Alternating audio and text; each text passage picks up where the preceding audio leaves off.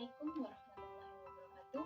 Perkenalkan, nama saya Tresa Mailina Anggraini dengan NIM 0205181099 Program Studi Agribisnis Hortikultura. Di sini saya akan menjelaskan bagaimana cara mengembalikan kesuburan tanah secara organik ataupun hayati. Nah, ada dua cara yang dapat mengembalikan kesuburan tanah ini, yaitu pertama dengan pupuk kompos dan yang kedua dengan perbanyakan trichoderma. Yang pertama, dengan pupuk kompos. Pupuk kompos berasal dari sisa-sisa tanaman atau tumbuhan yang sudah mati yang kemudian akan dihancurkan oleh mikroba. Nah, mikroba ini sama seperti tanaman, membutuhkan unsur hara untuk hidupnya.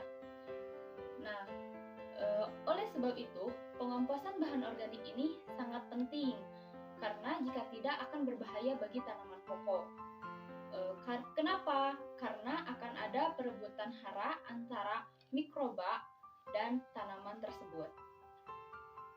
Bahan utama dari pupuk kompos ini sangatlah banyak, mulai dari sampah dapur dan sampah budidaya seperti jerami, gulma, batang pisang, atau yang lainnya.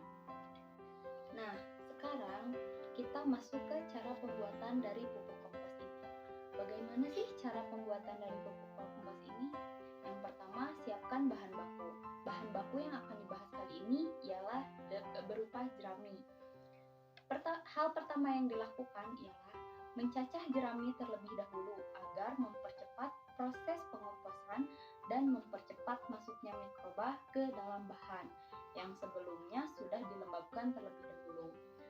Pembuatan pupuk kompos ini minimal dengan luasan 1 meter dikali 1 meter menggunakan bambu yang kemudian memasukkan cacahan jerami dan diberi tambahan rumput dan lainnya. Karena semakin beragam, maka kualitas dari pupuk kompos ini akan semakin baik. Kemudian, berikan pupuk kandang dan mol secara bertahap sebanyak 5 lapisan. Kemudian, tutup menggunakan terpal. Kompos ini bisa digunakan setelah dibiarkan selama 1 minggu.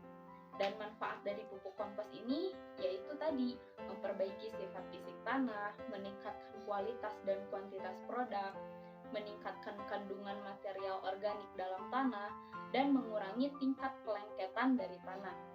Yang kedua ialah dengan menggunakan trichoderma. Apa sih itu trichoderma? Trichoderma adalah cendawan yang bersifat saprofit yang termasuk ke dalam kelas Ascomycetes.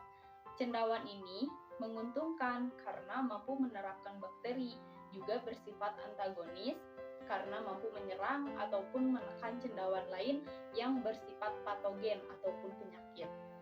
Trichoderma ini juga berfungsi sebagai pengurai unsur hara yang terikat dalam tanah, sehingga mempermudah tanaman dalam menyerap unsur hara tersebut.